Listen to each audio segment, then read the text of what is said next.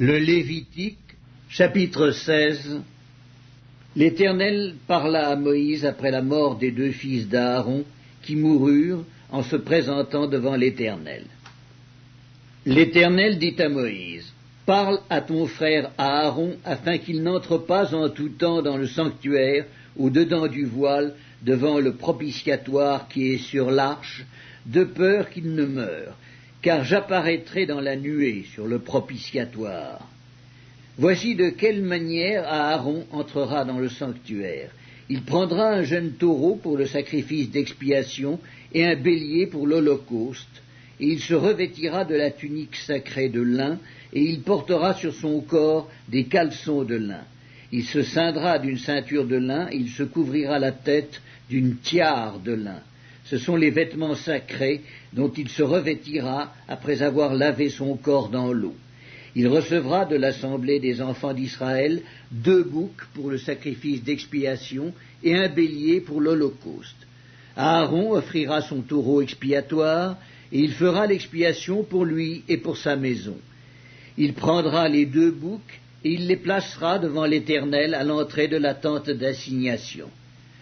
Aaron jettera le sort sur les 2 boucs, un sort pour l'Éternel et un sort pour Azazel. Aaron fera approcher le bouc sur lequel est tombé le sort pour l'Éternel, et il l'offrira en sacrifice d'expiation. Et le bouc sur lequel est tombé le sort pour Azazel sera placé vivant devant l'Éternel, afin qu'il serve à faire l'expiation, et qu'il soit lâché dans le désert pour Azazel. Aaron offrira son taureau expiatoire, et il fera l'expiation pour lui et pour sa maison. Il égorgera son taureau expiatoire. Il prendra un brasier plein de charbons ardents ôtés de dessus l'autel devant l'Éternel, et de 2 poignées de parfums odoriférants en poudre. Il portera ces choses au-delà du voile. Il mettra le parfum sur le feu devant l'Éternel, afin que la nuée du parfum couvre le propitiatoire qui est sur le témoignage, et il ne mourra point. Il prendra du sang du taureau, et il fera l'aspersion avec son doigt sur le devant du propitiatoire vers l'Orient.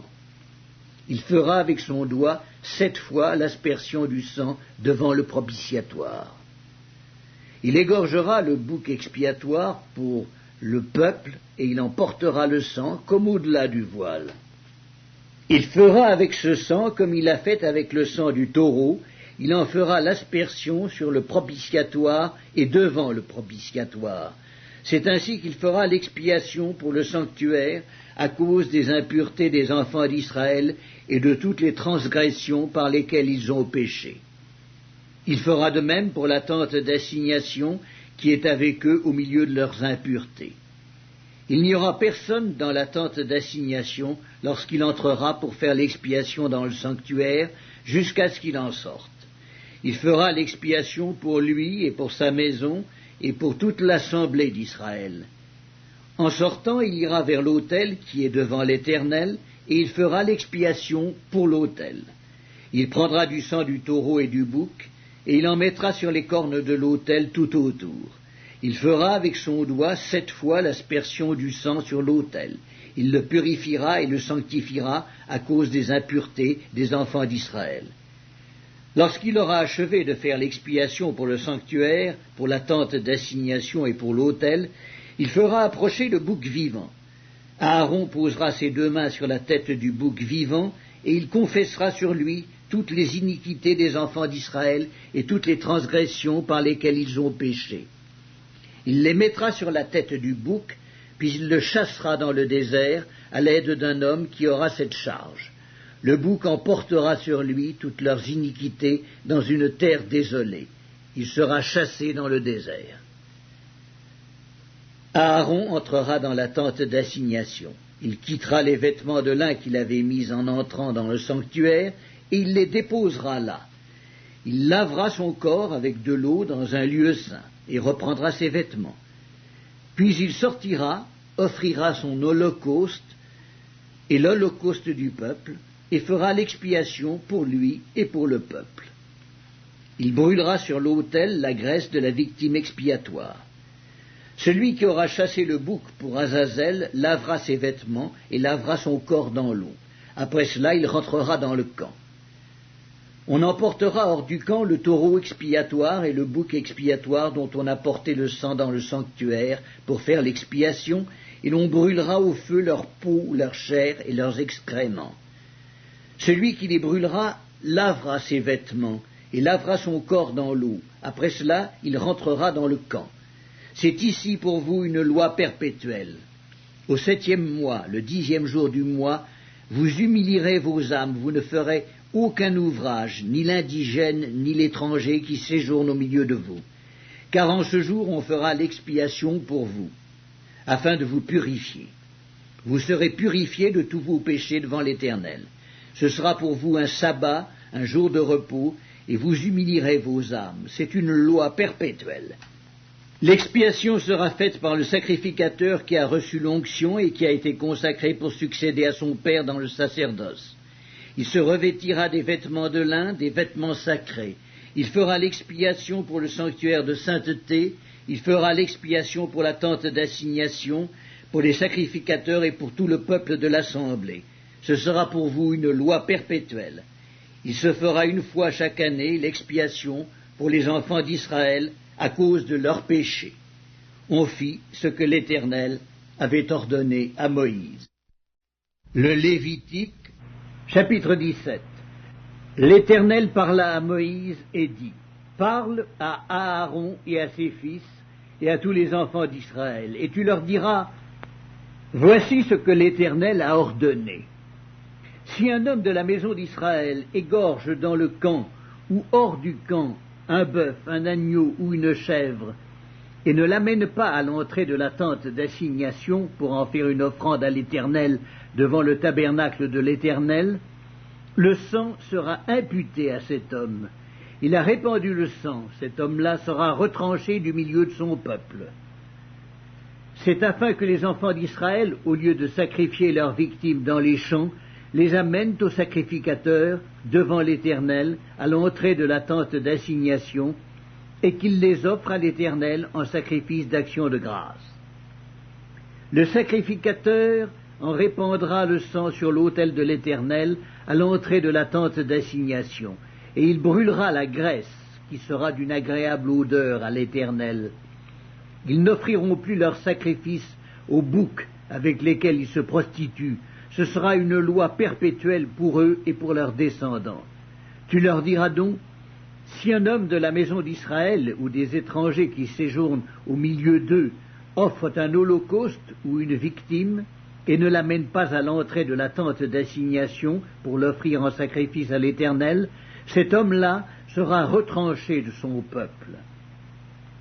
Si un homme de la maison d'Israël ou des étrangers qui séjournent au milieu d'eux mange du sang d'une espèce quelconque, je tournerai ma face contre celui qui mange le sang, et je le retrancherai du milieu de son peuple.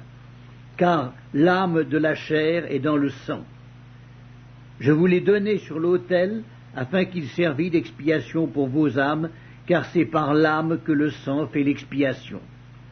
C'est pourquoi j'ai dit aux enfants d'Israël, personne d'entre vous ne mangera du sang, et l'étranger qui séjourne au milieu de vous ne mangera pas du sang. Si quelqu'un des enfants d'Israël ou des étrangers qui séjournent au milieu d'eux prend à la chasse un animal ou un oiseau qui se mange, il en versera le sang et le couvrira de poussière, car l'âme de toute chair, c'est son sang qui est en elle. C'est pourquoi j'ai dit aux enfants d'Israël, vous ne mangerez le sang d'aucune chair, car l'âme de toute chair, c'est son sang.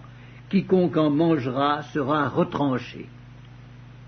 Toute personne, indigène ou étrangère, qui mangera d'une bête morte ou déchirée, lavera ses vêtements, se lavera dans l'eau et sera impure jusqu'au soir, puis elle sera pure. Si elle ne lave pas ses vêtements et ne lave pas son corps, elle portera la peine de sa faute. Le Lévitique, chapitre 18. L'Éternel parla à Moïse et dit, « Parle aux enfants d'Israël, et tu leur diras, je suis l'Éternel votre Dieu. Vous ne ferez point ce qui se fait dans le pays d'Égypte, où vous avez habité, et vous ne ferez point ce qui se fait dans le pays de Canaan, où je vous mène. Vous ne suivrez point leurs usages, Vous pratiquerez mes ordonnances et vous observerez mes lois. Vous les suivrez. Je suis l'Éternel, votre Dieu. Vous observerez mes lois et mes ordonnances. L'homme qui les mettra en pratique vivra par elles. Je suis l'Éternel. Nul de vous ne s'approchera de sa parente pour découvrir sa nudité. Je suis l'Éternel. Tu ne découvriras point la nudité de ton père, ni la nudité de ta mère. C'est ta mère. Tu ne découvriras point sa nudité. Tu ne découvriras point la nudité de la femme de ton père. C'est la nudité de ton père. Tu ne découvriras point la nudité de ta sœur, fille de ton père ou fille de ta mère, née dans la maison ou née hors de la maison. Tu ne découvriras point la nudité de la fille de ton fils ou de la fille de ta fille, car c'est ta nudité. Tu ne découvriras point la nudité de la fille de la femme de ton père, née de ton père, c'est ta sœur. Tu ne découvriras point la nudité de la sœur de ton père, c'est la proche parente de ton père. Tu ne découvriras point la nudité de la sœur de ta mère, car c'est la proche parente de ta mère. Tu ne découvriras point la nudité du frère de ton père. Tu ne t'approcheras point de sa femme, c'est ta tante. Tu ne découvriras point la nudité de ta belle-fille, c'est la femme de ton fils. Tu ne découvriras point sa nudité. Tu ne découvriras point la nudité de la femme de ton frère, c'est la nudité de ton frère. Tu ne découvriras point la nudité d'une femme et de sa fille. Tu ne prendras point la fille de son fils, ni la fille de sa fille, pour découvrir leur nudité. Ce sont des proches parentes, c'est un crime. Tu ne prendras point la sœur de ta femme pour exciter une rivalité, en découvrant sa nudité à côté de ta femme pendant sa vie. Tu ne t'approcheras point d'une femme pendant son impureté menstruelle pour découvrir sa nudité. Tu n'auras point commerce avec la femme de ton prochain pour te souiller avec elle. Tu ne livreras aucun de tes enfants pour le faire passer à Moloch, et tu ne profaneras point le nom de ton Dieu. Je suis l'Éternel. Tu ne coucheras point avec un homme comme on couche avec une femme, c'est une abomination.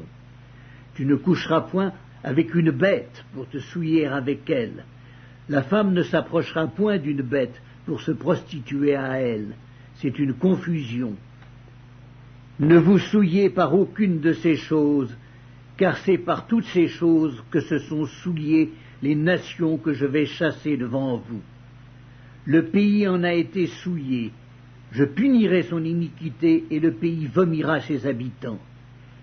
Vous observerez donc mes lois et mes ordonnances et vous ne commettrez aucune de ces abominations, ni l'indigène, ni l'étranger qui séjourne au milieu de vous.